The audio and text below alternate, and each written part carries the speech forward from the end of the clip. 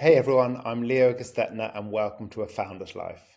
This is a quick recap of some of my favorite moments I mean, from. otherwise, why would you even start an enterprise of any type?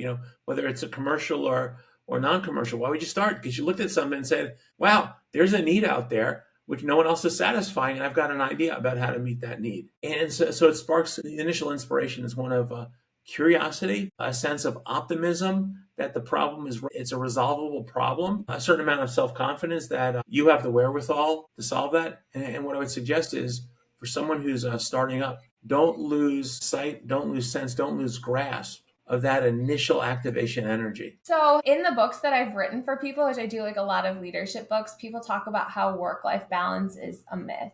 And I think that's a great point because it's never balanced. It's more of like an ebb and flow. And so I think having the flexibility to do that, where sometimes you're busier at work and you know that you need to put in more time towards something that's important. And then when you don't have that, being able to flex and take more time off and more vacations. And so I've been really working hard at not overextending myself and being at bandwidth for work because that just makes it harder to find that like the time off to enjoy and recharge.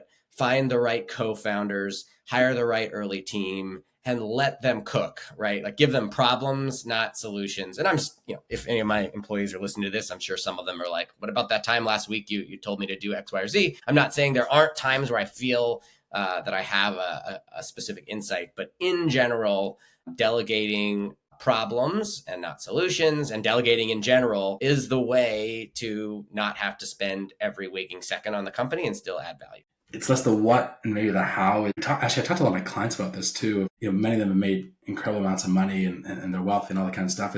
To me, I think the point of success, whether it's financial, whatever, ultimately, I don't want to buy a new thing. I want to control my calendar. And so to me, it starts with a balanced life is, do I have the opportunity to control my own calendar or versions of it? Obviously, we have full control, but do I have the opportunity, if I am in that zone, I'm making decisions that are about me and what's best for my family versus what someone else needs from me, right? And if I'm in that space in a good way, and obviously we have clients, we have to do things, all that. Can I make decisions that start first with that? So to me, the balanced life is just the ability to make those kinds of decisions, the strength, and I'm not overstating things, but the strength, the confidence to say I'm doing this for myself or I'm doing this for my family and I'm okay with that and I'm okay with the implications, or if someone's upset at me, I don't care. I've worked with a lot of aspiring entrepreneurs during, our work with startups. I think be ready to be in it for the long haul. I think, quick wins, sometimes fleeting wins.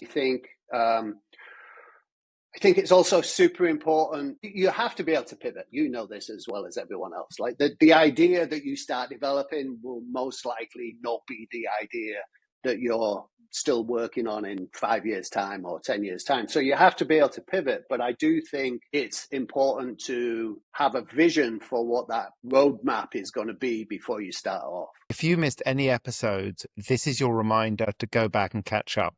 Season 4 is on the way, and I promise it gets even better. Make sure to subscribe, and if this show has meant something to you, please share it with friends.